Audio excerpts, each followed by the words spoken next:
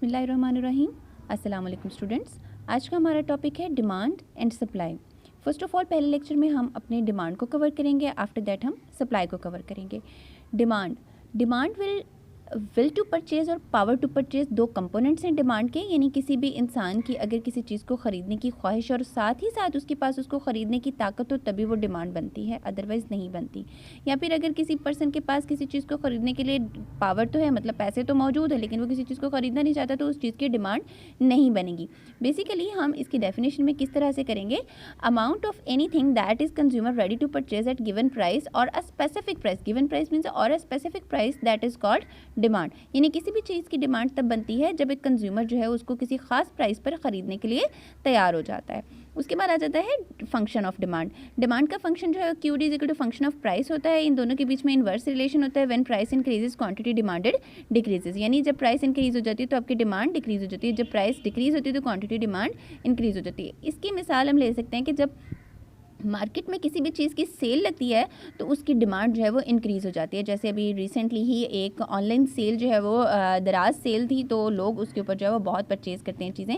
Reason क्या होती है कि उस चीज़ों की प्राइस जो है वो कम हो जाती है, क्वांटिटी डिमांडेड जो है वो इंक्रीज़ हो जाती है। उसके बाद आ जाता है law of demand. Other thing remaining the same, a rise in the price of commodity और service is followed by a contraction in demand and fall in price in followed by a expansion in demand. यानी किसी भी चीज़ की price कम हो जाने से उसकी demand जो है वो एक्सपेंड कर जाती है, उसकी डिमांड जो है वो उसकी डिमांड जो है वो एक्सपेंड कर जाती है। अगर प्राइस जो है वो इंक्रीज़ हो जाए तो आपकी डिमांड जो है वो कॉन्ट्रैक्ट कर जाएगी, यानी आपकी प्राइस कम होने से, फॉल होने से डिमांड फैल जाएगी, ज़्यादा हो जाएगी, और प्राइस ज़्यादा हो जाने से तो डिमांड सुकड़ जाएगी। ठीक है, इसको हम with the help of diagram और टेबल जो है वो एक्सप्लेन करते हैं। यहाँ पर आपके सामने जो है वो प्राइस और क्वांटिटी दिखाई गई है डिफरेंट चीज़ों की। एक हम सपोज कर लेते हैं कोई भी चीज़ है, उसकी प्राइस जो है वो डिक्रीज़ हो रही है 20, 16, 12, 8, 4, यानी कॉन्टीन्यूसली उसकी डिमांड जो है वो प्राइस जो है वो फॉल करी है, तो उसकी क्वांटिटी डिमांडेड पर क्या इफेक्ट आएगा। उसकी क्वांटिटी डिमांडेड जो है वो पहले 100 है, फिर 200, फिर 300, फिर 4, फिर 500, यानी जैसे जैसे उसकी प्राइस जो है वो डिक्रीज़ करी है वैसे वैसे उसकी क्वांटिटी डिमांडेड जो है वो इंक्रीज़ करी है। यहाँ मैंने आपको 2 कलर के एरोज़ के साथ बताया हुआ है कि फॉल इन डिमांड जो है वो ग्रीन, ये फॉल इन प्राइस की वजह से आपकी डिमांड जो है वो एक्सपेंड कर रही है। ठीक है, आपकी अगर इसी का ऑपोजिट ले लें, यानी नीचे से ऊपर की तरफ मूव करें और चेक करें, तो हमारी प्राइस जो है वो राइज हो रही है और यहाँ पर आपकी डिमांड जो है वो कॉन्ट्रैक्ट करी है, यानी आपकी डिमांड जो है 500 से 400 और 400 से 300 एंड सो ऑन आपकी डिमांड जो है वो डिक्रीज़ हो रही है या कॉन्ट्रैक्ट हो रही है। ठीक है, यहाँ पर आपको सिंपली बताया गया है when the price of any commodity is equal to 20 then demand is equal to 100 kg। ठीक है, प्राइस फॉल करेगी, फॉल करने के बाद आपकी डिमांड क्या होगी, एक्सपेंड कर जाएगी। न्यू प्राइस आपकी 16 होगी और 16 होने के बाद demand of anything is 200 kg। और उसी का वॉइस वर्सा होता है, यानी जब प्राइस जो है वो इंक्रीज़ होती है तो डिमांड जो है वो कॉन्ट्रैक्ट कर जाती है। अब यही चीज़, यही कंसेप्ट जो है वो आपको with the help of diagram explain किया गया है। यहाँ पर है आपके पास जो है वो एक चीज़, कोई भी कमोडिटी है, उसकी एक साइड पे अपने वाई एक्सिस पे प्राइस रखनी है और आपकी एक्स एक्सिस पे डिमांड आएगी। ठीक है, अब यहाँ पर आपने डिफरेंट डिजिट्स के साथ एक्सप्लेन कर देना। देखिए हमारे अगर यहाँ पर प्राइस है 4, 8, 12, 16, यहाँ पर आपने एक साइड पे अपनी प्राइस के जो है वो न्यूमेरिकल नंबर्स जो है वो मैयर कर देने हैं, रख देने हैं, और दूसरी साइड पर आपने क्या करना है, अपनी क्वान्टिटी को जो है वो 100 से 500 तक ले जाना है। अब हमने क्या किया है कि जब हमने अपनी प्राइस को अपनी डिमांड के साथ ज्वाइंट करते गए, when your price is equal to 20 then your demand is equal to 100। मैंने इधर से 20 और 100 को आपस में ज्वाइंट कर दिया और मेरे पास एक पॉइंट आ गया दैट इज़ कॉल्ड ए। ठीक है, उसके बाद मैंने क्या किया, जब प्राइस जो है वो कम हो गई, 16 हो गई, तो उस सूरत में मेरी जो डिमांड में इजाफा हो, मैंने उसको क्या कर लिया, ज्वाइंट कर दिया, यानी 16 को 200 के साथ ज्वाइंट कर दिया। I have the point B. इसी तरह से मेरे पास डिफरेंट पॉइंट्स आ गए हैं सी, डी और ई।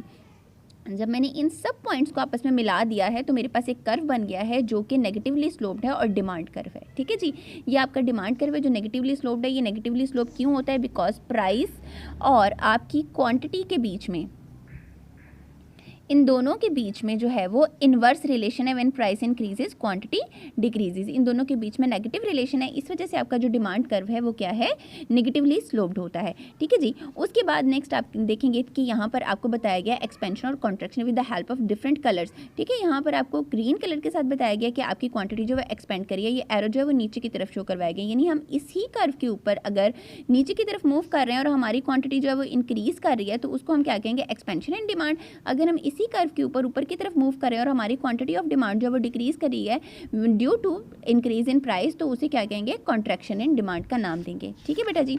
उसके बाद नेक्स्ट हमारे पास आ जाती हैं कि हमने सिंपली एक लाइन कही थी लॉ ऑफ डिमांड में, if other thing remaining the same.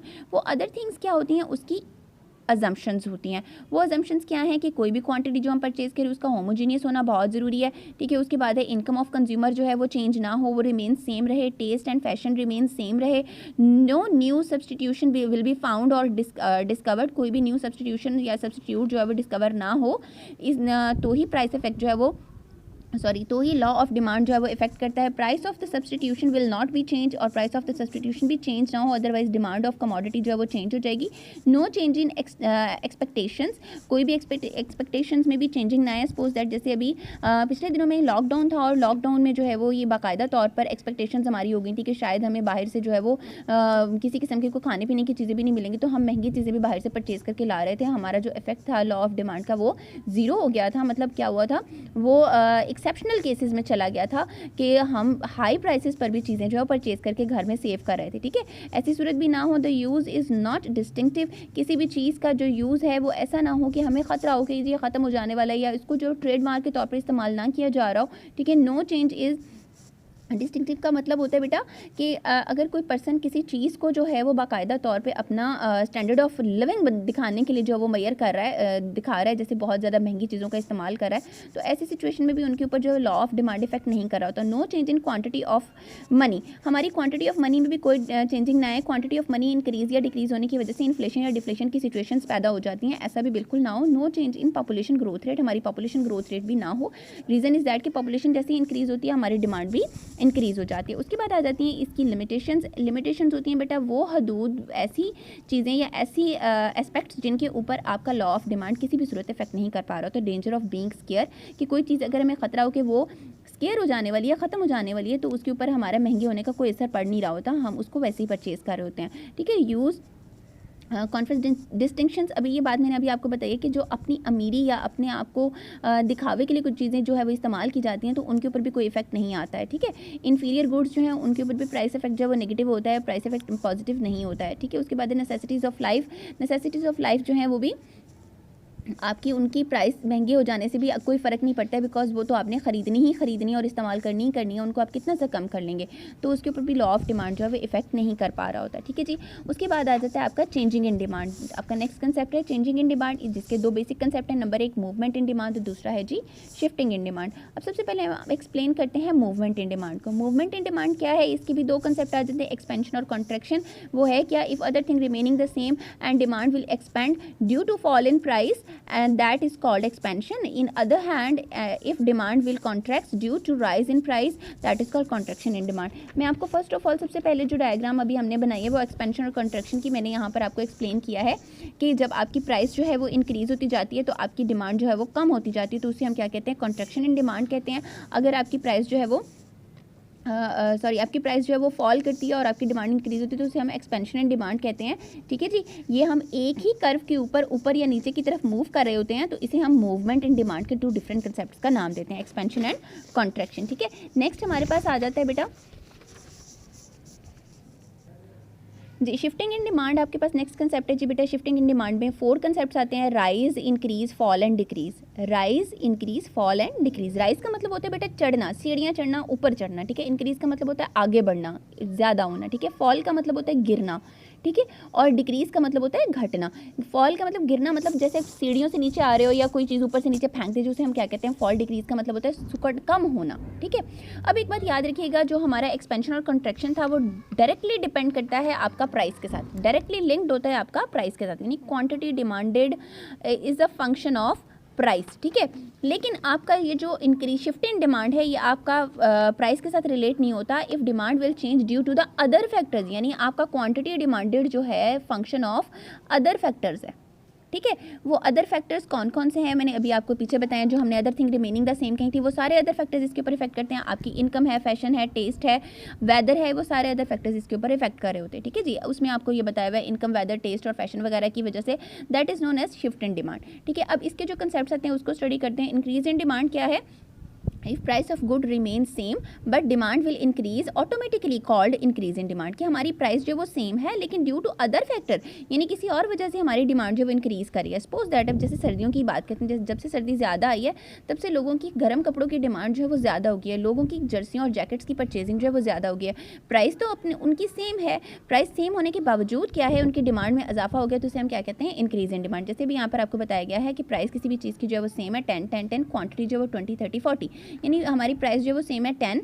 तो पहले हमारी डिमांड क्या थी, फर्स्ट पॉइंट पर वो है 20, सेकंड पर आ गई 30, ठीक है। पहले हमारा डिमांड कर्व था डी, दूसरा हमारा डी प्राइम और तीसरा हमारा डी डबल प्राइम है, यानी हमारी डिमांड जो है वो आगे की तरफ को शिफ्ट हो रही है। हमारा डिमांड कर्व जो है वो एक जगह से दूसरी जगह पर शिफ्ट होता है, तो इसे हम क्या कहते हैं शिफ्टिंग इन डिमांड का नाम देते हैं। और this is the other concept increasing in demand, ठीक है। उसके बाद आ जाता है rise in demand. If price of good becomes rise, अगर प्राइस तो बढ़ रही है किसी चीज़ की लेकिन डिमांड जो है वो कम होने की बजाय सेम एज इट इज़ वहीं पर खड़ी रहे, तो उसे हम क्या कहते हैं राइज इन डिमांड। कि प्राइस के इंक्रीज होने की वजह से डिमांड को कम हो जाना चाहिए था लेकिन वो कम नहीं हुई है बल्कि कम होने की बजाय वो वहीं की वहीं है, तो उसे हम क्या कहते हैं राइज इन डिमांड, जिसको हम with the help of diagram ज़्यादा अच्छे से एक्सप्लेन कर सकते हैं। यहाँ पर देखें जी प्राइस आपकी जो है वो इंक्रीज हो रही है 10 20 30, लेकिन आपकी डिमांड जो है वो क्या है वो सेम की सेम है। जब आपकी डिमांड 10 है तो 10 से आप देखिए जैसे प्राइस राइज हुई 10 से आपका 20 हुई तो आपका न्यू डिमांड कर्व आ गया डी प्राइम, ठीक है जी। उसके बाद नेक्स्ट आ गया डी डबल प्राइम और डी डबल प्राइम। आपका ये जो एरो है ये आपको बता रहा है कि इस तरह से आपकी डिमांड जो है वो राइज करिए, ऐसे है जैसे कोई बंदा सीढ़ियाँ चढ़ रहा है यानी ऊपर की तरफ को चढ़ रही है, तो उसे हम क्या कहते हैं राइज इन डिमांड, ठीक है। उसके बाद नेक्स्ट कंसेप्ट आपके पास आता है डिक्रीज इन डिमांड।